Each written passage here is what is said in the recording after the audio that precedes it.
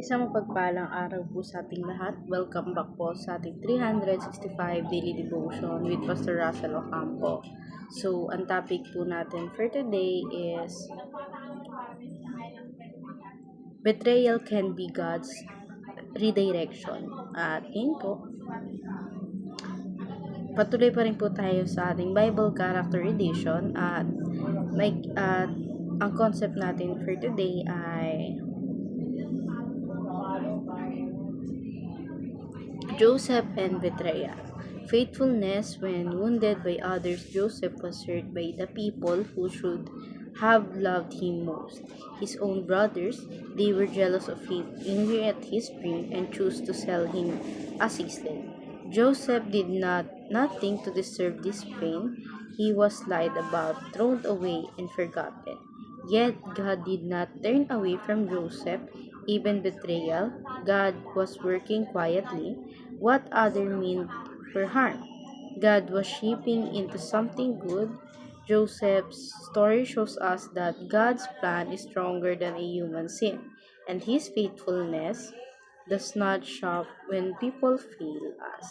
At makita natin ito sa Genesis chapter 37 verse 18 to 20. Ang nakasaad dito, they saw him from afar, and before he came near to them, they conspired against him to kill him. They said to the one another, "Here comes his tamer. Come on, let us kill him and throw him into one of the pits." At ngayon po, share ko naman po yung mga natutunan ko sa naging topic natin. For today, magsisimula po tayo sa ating teaching.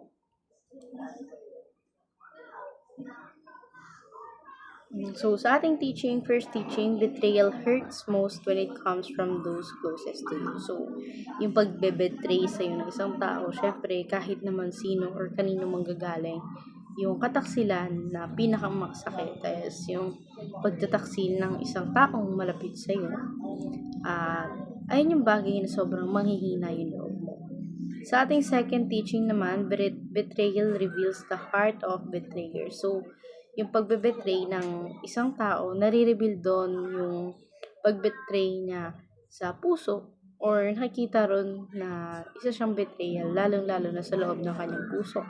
Sa ating third teaching naman, betrayal can be God's mean of redirection. So, yung pagbe-betray mo, pwede rin siya magkaroon ng meaning kay God na ang meaning nun is redirection na binago mo yung direction na ibinigay sa'yo ng ating Panginoon. So, dadako tayo sa ating application. First application, eliminate bitterness and anger to forgiveness. So, ikaw, kung nabetray ka ng isang tao, alisin mo dun yung bitterness mo, hirap ng pagpapatawad mo sa isang tao. Sa second application, establish the truth that God's hand is at work. So, kailangan din natin magtayo ng katotohanan sa Panginoon na yung hirap ng galing sa kamay natin na pinaghirapan natin yung tiwala para makuha natin sa isang tao. Sa ating third application, expect to see the beauty of God's redirection. So, kailangan ine-expect mo din yung kabutihan na binibigay sa ng Panginoon, yung binigyan ka niya ng panibagong buhay, nagkaroon ng direct yung buhay mo. So, dadako tayo ngayon sa ating last part, which is in discussion. Why should we establish that God's hand is work in every situation of our lives? Para sa akin kasi, totoo naman na ang Diyos ang gumagawa or kumikilos sa buhay ng bawat isang tao. Siya yung Diyos na makapangyarihan sa lahat. So, ayun lamang po for our today's discussion. Thank you for watching.